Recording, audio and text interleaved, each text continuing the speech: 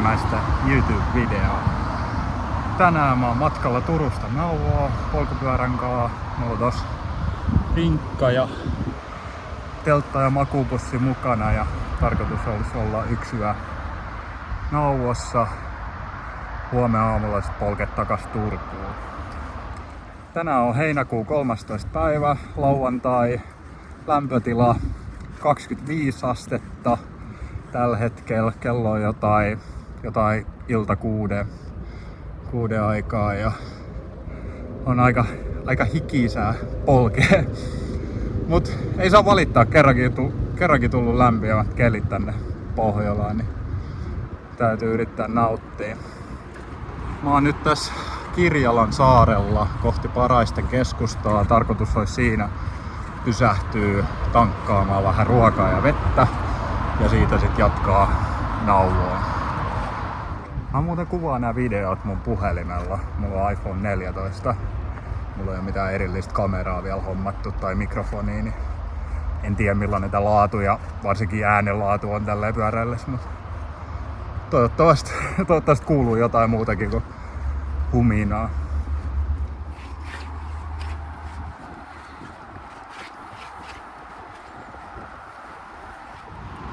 Turun keskustasta on Nauvon lautalle matkaa 41 kilometriä ja sen polkee noin 2,5 tuntia rauhallista tahtia. Tietenkin kaikki maantiepyöräilijät varmaan vetää sen semmoiseen reilu tuntiin, mutta meikäläisen pyöräkunnolla ja pyörällä, niin se on se 2,5 tuntia aika tarkkaan. Mä voin kuvata tossa, kun pysähdyn, niin vähän enemmän millainen tää mun setappi on, tai tää mun uljas kulkuneuvo.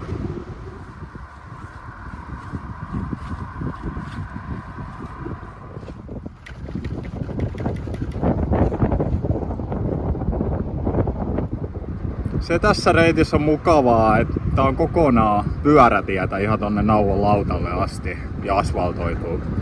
Ja erittäin hyvässä kunnossakin vielä. Niin tätä on ihan mukava polkea verrattuna jotain sorateitä tai ihan tossa maantien reunassa, kun autot ajaa satasta ohi.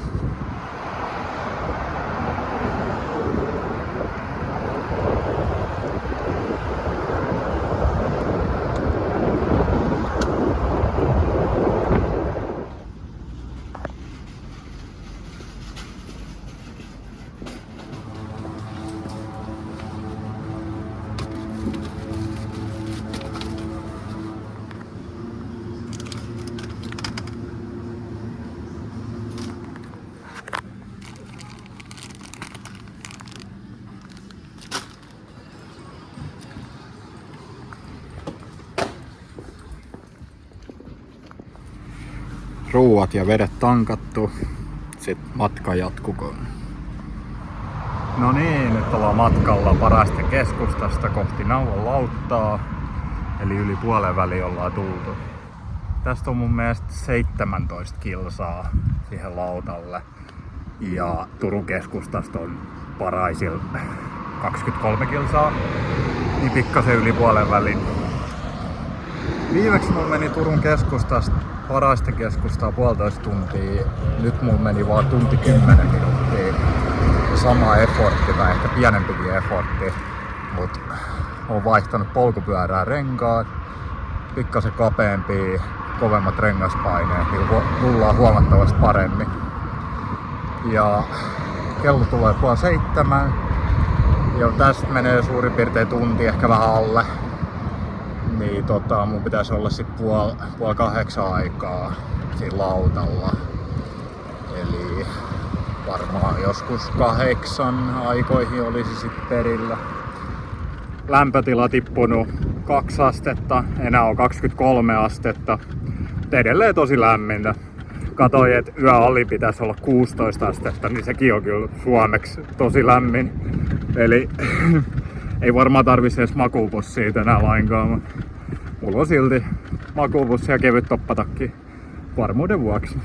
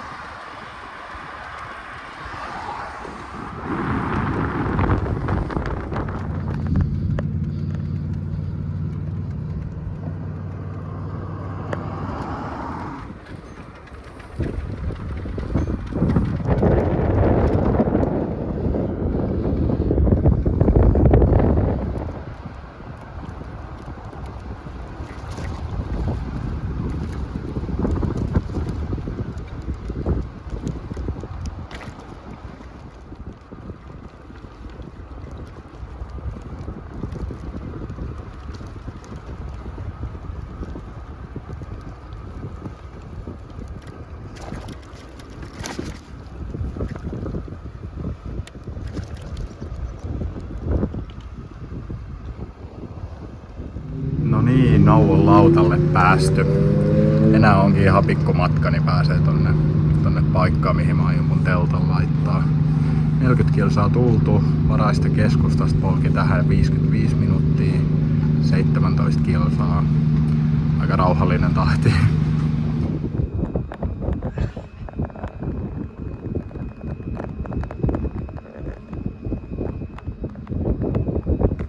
Nyt mä oon täällä Nauvon puolella ja voisin tässä vaiheessa esitellä vähän tätä mun polkupyöräsetappia.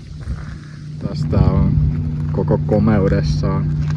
Eli Tarakalo kori, jossa on rinkka ja rinkan sisältä kaikki retkivarusteet, makupussiteltta, YMS, rangia.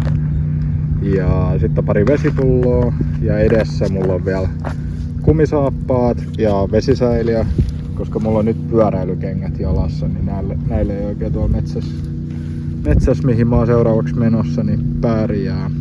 Sitten joku vois varmaan ihmetellä, että no minkä takia mulla on toi kori ja rinkka siinä päällä, että miksei mulla on vaan semmosia sivulaukkuja, kun yleensä polkupyöräilijällä näkee. No, syy on se, että tää pyörällä ei pääse ihan sinne paikkaan, mihin mä oon menossa, koska siinä joutuu menemään metsän läpi, joten jos semmosia sivulaukkoja on vähän huono kantaa tuolla metsässä, että rinkka on todella paljon mukavampi. Eli vaikka toi painopiste ja on vähän hullun näköinen ja painopiste on korkealla, mutta se pystyy kyllä ihan hyvin polkeen. Et ei ollut mitään ongelmaa.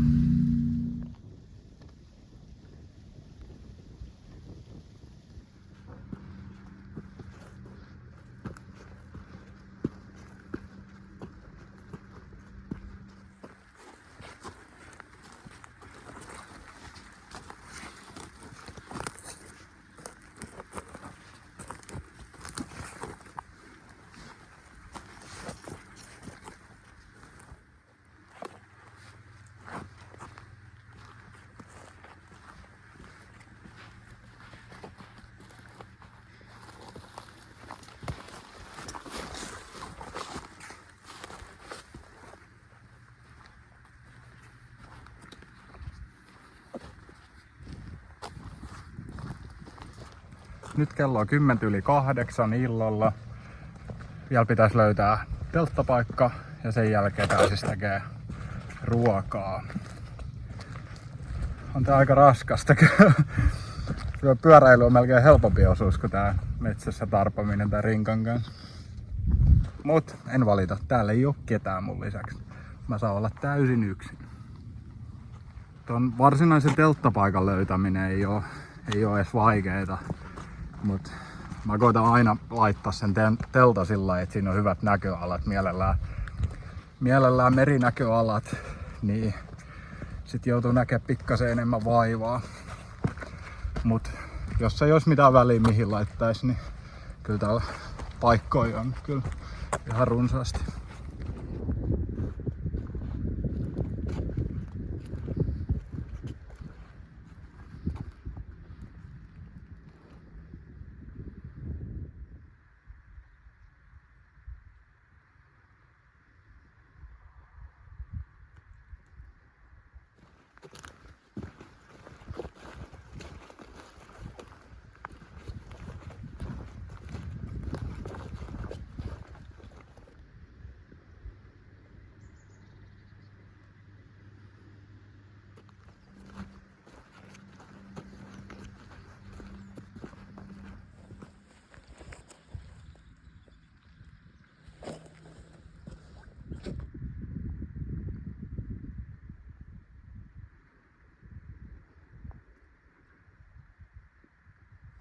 Telttapaikka löytynyt. Se on itse asiassa sama paikka, missä mä oon ollut kerran aikaisemminkin. Siinä on tosi hyvät näköalat. Mä otin teille videoon, niin näette. Ja se on jo kerran hyväksi todettu, niin mitä turhaa etsiä uutta. Oli kyllä aika raskas patikointi tänne. Tää lämpötila aika paljon ja sitten toi maasto on aika hankala. Se on tosi tommoista kivenlohkareita ja ei oo mitään kunnon polkuja, niin saa kyllä ihan urheilla. Mut seuraavaksi teltta pystyy ja sit ruoanlaittohommia. Kello on nyt, taitaa tulla pian 9 illalla, niin menee aika myöhäiseksi jo.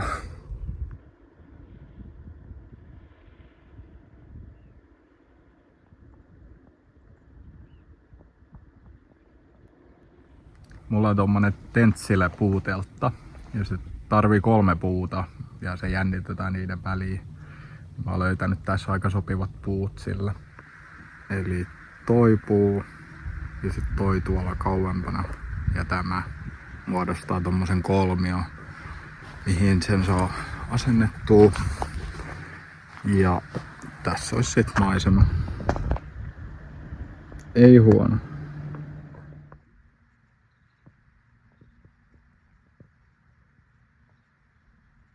Kello on nyt 9. Näyttää, että olisi 18 astetta vielä lämpöä. Aika mukava keli. Pärjää tälleen hyvin teepaidalla. Ja nyt kun ei enää liiku, niin tavallaan toivookin tätä lämpöä. Mä otin onneksi pitkäaikaisen paidan mukaan, mutta ylipäätään vaihtopaidan, että on ihan hiestä märkätä mun teepaita, koska päivällä oli tosiaan hellettä. Mut pian täytyy vaihtaa sit kuivaan paitaan, niin on sitä aika paljon mukavampi olla. Suihku olisi kyllä kiva, mutta ei oo, enkä jaksa mennä tonne mereen uimaan. Ei tästä tonne mereen kyllä pitkä matka olisi. En tiedä onko tuolla rantaa edes, en oo käynyt kattoo. Mä oon enemmän maisemia puolesta ja täältä ylempää on aina vähän paremmat maisemat kuin ihan tosta rannasta, niin sen takia mä oon täällä ylhäällä. Tää on kyllä niin kaunista ja niin rauhallista.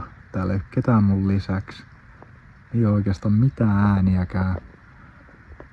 Saa vaan olla ja nauttia. Kello on nyt 10. Teltta on saatu pystyyn ja hetken aikaa vaan chillattu ja juttelin itse asiassa tyttöystävän kanssa puhelimessa, kun hän soitti. Ja mä ajattelin, että mä voisin nyt näyttää teille tän teltan. Siinä se siis on. Tää on Tentsilen Una, eli tämmönen 1 hengen puuteltta. Se vaatii 3 puuta, mitkä on suurin piirtein kolmion muodossa. Ei tarvi olla ihan täydellinen kolmio, mutta kuitenkin. Sitten mulla on täällä tämmönen Senbivi viltti. Tää ei oo makupussi, vaan tää on niinku peitto, minkä saa kuitenkin laitettu kiinni ihan pussiksi. Et kuumilla keleillä voi pitää auki, käyttää niinku peittona tai vilttinä ja sitten kun on vähän viilempää, niin laittaa vaan kiinni. Ja siihen tulee siis tämmönen lakana kans, et ei tarvi ihan suoraan retkipatjan päällä olla. Ja sit siinä on vielä eristetty tää huppu. Ja sit mulla on ihan perus ilmatäytteinen tyyny. Et tää on mun unisetappi ja on mukava. Mun pitäisi vielä laittaa tähän se sadesuoja tähän päälle, jos kuitenkin sataa illalla.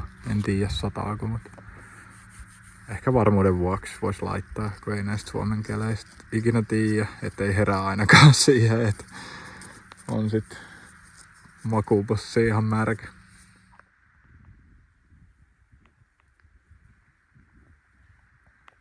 Siinä se on vielä sadesuojankaa.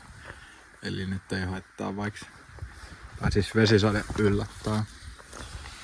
Mä jätin sen täältä toiselta puolelta vähän auki, niin näkee silti vielä noin maisemat. Kello on 20:11 ja aurinko on just laskemassa tonne. Se on ihan tommonen punainen jätteläinen. Tai ei se tässä videossa näytä isolta, mutta livenä näyttää. Ei oo ihan tyynikeli. Et välillä on yöksi niinku tyyntyy ihan täysin toi, että on ihan kuin peili toi meri. Mut nyt käy pieni tuulenvira.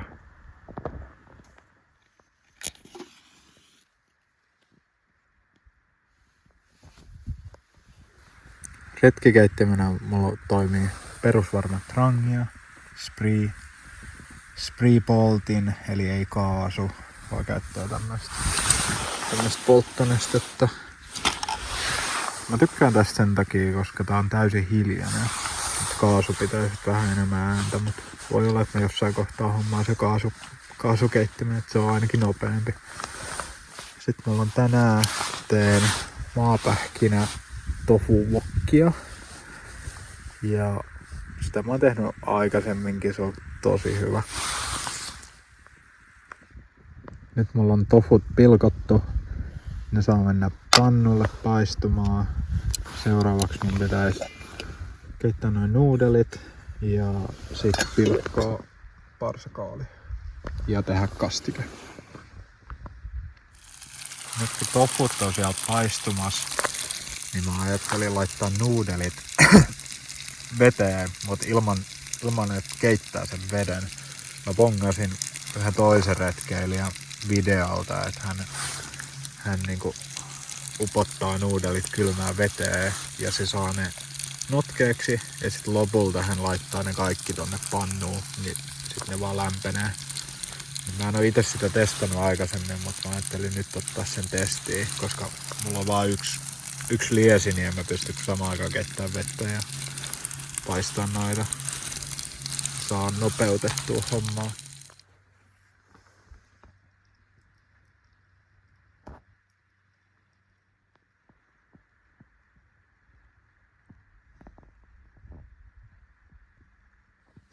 Aika siistin näköinen tää taivas. Ihan tommonen punertava oranssi. Mä otin myöskin yhden kaljan mukaan. Tai mä otin itse asiassa 2 kaljaa, mutta toinen valitettavasti hajos matkalla. Niin täytyy tyytyä tähän yhteen. Tää on tämmönen Brooklyni, joku laageri. En oo ennen juonut. Mä tykkään kokeilla vähän erilaisia kaljoja ja sit vähän niinku arvostella niitä. Maistetaan.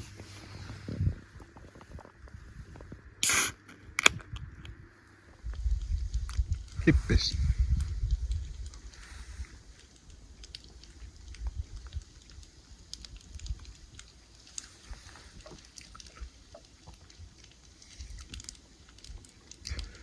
Toimii. Välillä näkee, kun veneet menee tosta ohi. Ja on tommosia yksittäisiä pikkupaatteja. Vaikka ne isommat veneet tai se varsinainen veneliikenne, se menee noiden saarien takaa. Nauvon keskusta on jossain tuolla metsän takana. Ja siitä pääsee sitten veneen kanssa tuolta saarien takaa Airiston kautta Turkuun. Et sieltähän menee noin isot risteilijät, Silja ja Viking Linekin. Mut toisaalta ihan hyvä, että tässä on rauhallista, niin saa ainakin olla rauhassa. Tofut ois mukavan rapeita, niin mä laitan vähän soijakastiketta ja sen jälkeen mä paistan noin parsakaalit ja sen jälkeen vaan sekoitan kaikki. Nuudelit on kyllä vähän pehmentynyt, mutta kyllä ne vieläkin aika kovia, niin mä nyt laitan sen hetkeksi aikaa tohon lienen päälle. Niin saa ne ainakin sit kunnolla kypsäksi.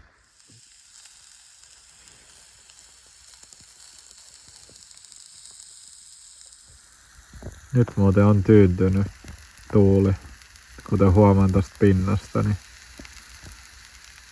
melkein on kuin peili. Kyllä hieno toi taivas. Vieläkin, vaikka kello on jo 11:30. Parsat olis nyt paistettu ja sitten vaan kaikki sekaisin pannulle.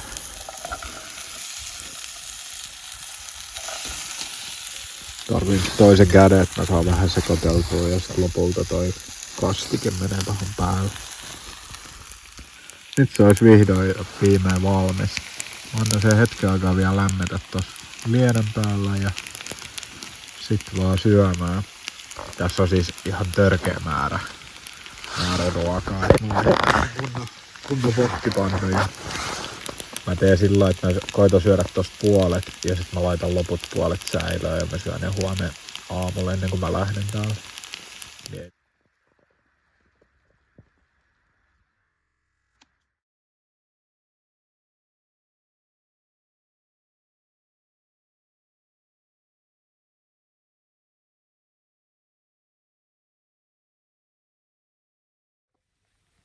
Aion nyt nauttii tästä mun ruuasta ja sen jälkeen mä menenkin sit jo Untemaille tai nukkumaan tonne telttaan. Mutta ehkä mä kuvaan vielä jonkun pienen klipin siellä. Katsotaan. Vitsi, täällä on hiljasta. Hiljasta ja ihan työntä.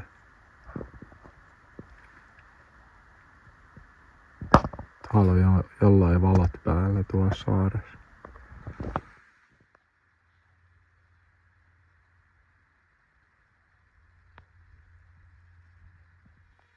Nyt mä oon täällä teltassa ja just menossa nukkumaan. Mä oon täällä mun makupussivilti alla lämpimässä ja kyllä maistuu uni. Palaillaan aamulla. Huomenta. Kello on nyt 9. Voisi alkaa tässä pikkuhiljaa nousemaan. Vieläkin kyllä väsyttää niin paljon, että tekis mieli nukkua, mutta ei viitti enää kauempaa olla. Yö meni ihan hyvin, oli tosi lämmin. Ainut vaan, että heräsin siinä 4-5 aikaa, kun alkoi sataa ihan kaatamalla.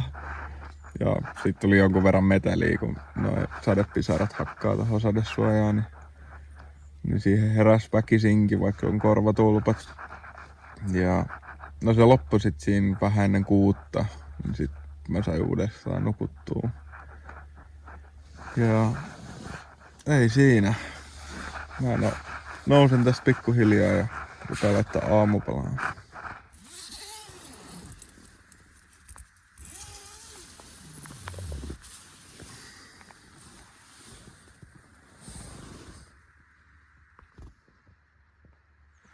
Vähän on vielä märkä toi sadesuoja, mutta melkein kokonaan kuiva.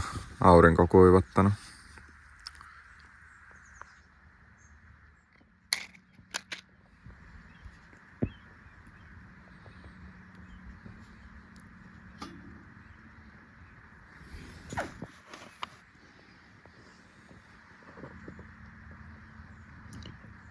Ei näy sitä liekkiä, mutta se on kyllä päällä.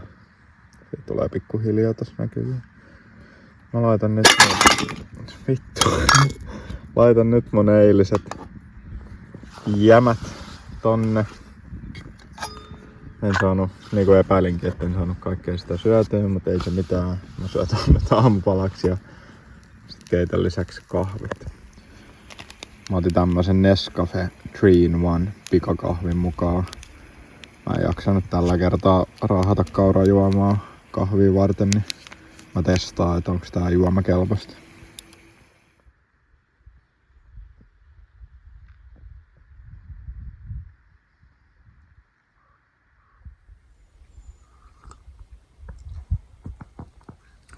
Mä oon muuten tilannut tommosen backraftin, eli pienen kumiveneen, minkä saa rinkkaan mukaan. Ja tarkoitus olisi senkaan mennä noihin pieniin saariin, mikä näkyy tuossa taustalla. Mun on jo kauan tehnyt mieli mennä niihin, mutta ei ole mitään venettä eikä viitti ihan uidakaan noin kauas. Mut pian pääsee sitten.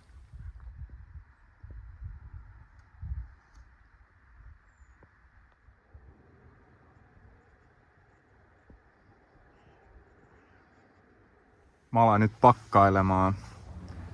Nyt olisi kamat pakattu. Kello on 12. Mä lähden nyt suunnistaa takas mun polkupyörälle ja siitä sitten kotiin Turkuun.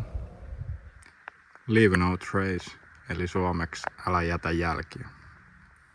Tässä on ehkä vähän käsitystä, millainen tämä maasto täällä on. Tää on tämmösiä isoja kivenlohkareita. Täytyy vähän pomppia niiden välillä, että pääsee pois.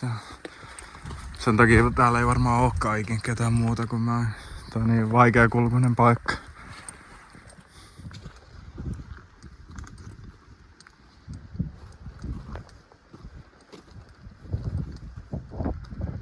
Tänään on kans aika lämmin päivä. Aurinko paistaa ja täysillä. Ja en tiedä mitä lämpötila on. Varmaan täällä on joku 20 paikkeilla. Ei pitäisi olla ihan niin kuuma kuin eilen. Onneksi. Täytyy kuitenkin vielä polkea se 40 kilometriä takas Turkuun. Löysin tämmösen pienen polun. Mä toivon, että tää johdattaa mut oikeaan paikkaan. Mä en oo vaivautunut kattoo kompassia, mutta mun mielestä mä tulin tuolta suunnasta. Eikä tää nyt on niin pitkä matka muutenkaan. Olisiko tää joku 600-700 metriä Linnuntietä siihen mun pyörällä.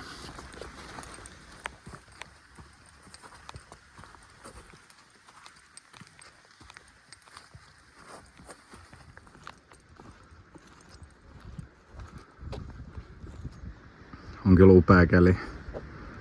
Lämmin ja sininen taivas eikä tuule.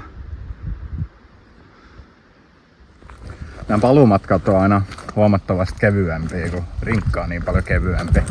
Kun ei ole enää litratolkulla vettä ja kilotolkulla ruokaa mukana. Mä raahaan tänne saaristoon omat juomavedet, koska ei täällä oikein ole mitään makeaveden lähdettä, mistä uskaltais ottaa. Tai toki tuon vedensuodattimen kanssa varmaan voi ottaa periaatteessa mistä vaan, mutta ei ne oikein ole houkuttelevia tommoset pienet mutaset lätäköt. Niin mä tuon sit mukana. Niin.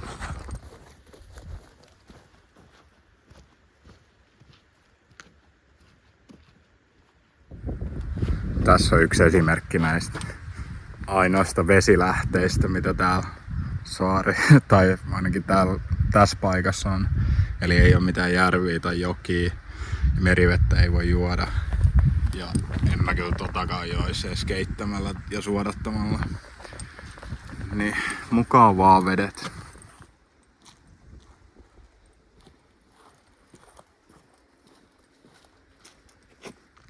Äsken oli vielä ihan sininen taivas ja nyt näyttää siltä, että taitaa tulla vettä jossain kohtaa. Nyt tuolla päin jostain aika synkän näköistä.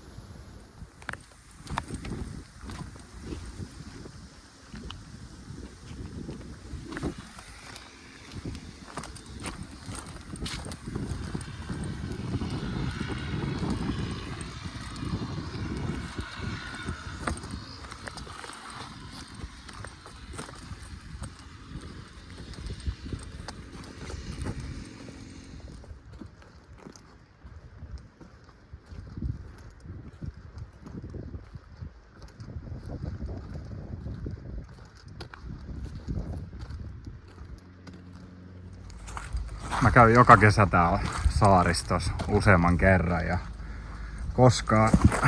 koskaan mä en kyllästy noihin maisemiin. Et on ne vaan upeat.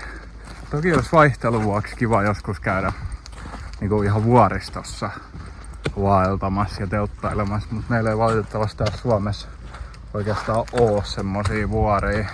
Tai meillä on Lapissa tuntureita, mutta ei nekään ole ihan sama kuin on vuoret, mitä esimerkiksi taas Norja ja Ruotsin puolella on semmoset tosi jyrkät ja korkeat.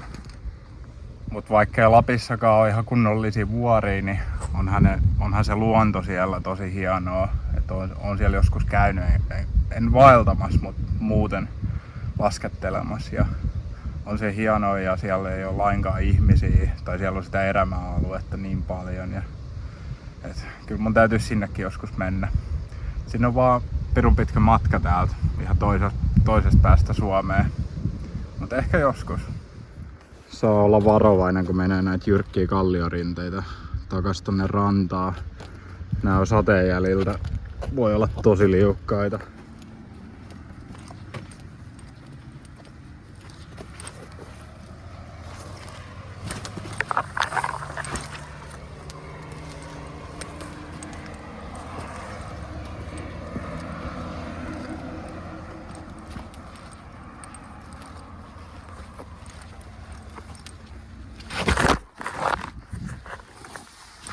Joo, tossa kun kuvasin vähän tota alastuloa, niin liukastui heti. Yllätys. Ei onneksi käynyt mitään. Mä itse asiassa löysin ton pyörän nyt ja mä ajattelin, että mä en kuvaa tota paluupyörämatkaa enää, koska se on täysin sama reitti mitä mä tulin, niin mä kuvasin sen jo mennessä.